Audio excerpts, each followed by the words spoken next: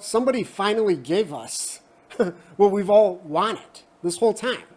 Yeah, you want a new car because you want all the latest tech, right? You want the new infotainment system that's large and fast. You want all the safety tech, the driver assistance stuff, and just the modern look, right? The refinements. And you don't want all the other crap that these car companies have been trying to force on us. Tiny little engines with turbos that are going to fail at like 80,000 miles. Honda's, they're smart, aren't they? They're smart. They're giving us all the stuff you want. All the stuff you want. How about a 3.5 liter naturally aspirated V6 with a 10-speed auto? And you can tell Honda is quite proud of this vehicle because there's Passport written all over it. And an interesting design cue on the side here is this part. I'll zoom in. Yeah, it's an unpainted section above the rear side window.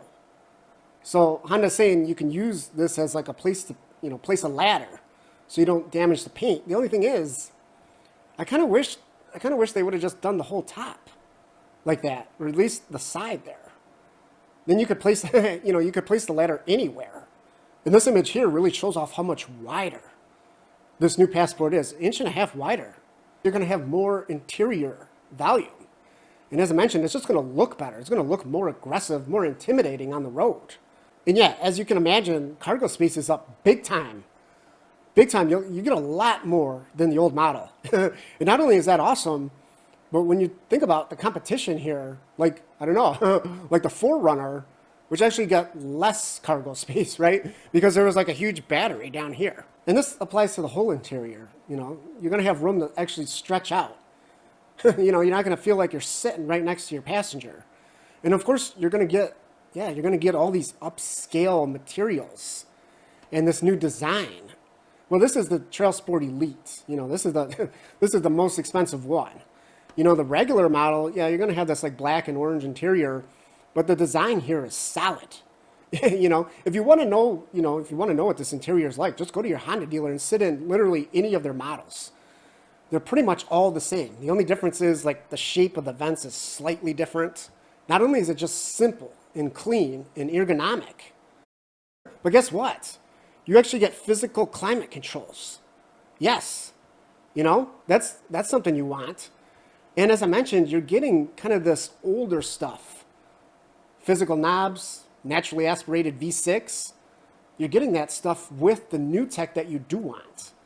How about a 12.3-inch infotainment screen, wireless Apple CarPlay, wireless Android Auto, Google built in, and it's fast. It's fast, and it's not too big. Trust me, you don't want some huge tablet or computer, laptop mounted on your dashboard.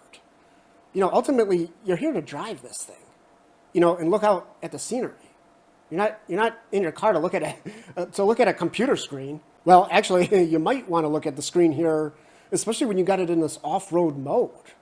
This is a camera that will allow you to basically see through the front of the vehicle, and see where you're going, where your tires are going, so you don't hit that boulder. And since you are taking this thing off-road, you're going to need some all-terrain tires, aren't you? So the Trailsport models, yeah, they get 31-inch all-terrains. And the RTL actually gets 31-inch tires as well, all seasons. So, and the Trailsport's going to give you skid plates too. So, I don't know. Hey, if you want to just take this thing to the mall, to your local grocery store, the RTL is going to be good enough for that. But you're buying a pet, you're not buying a minivan here, right? You want to go for a Trailsport.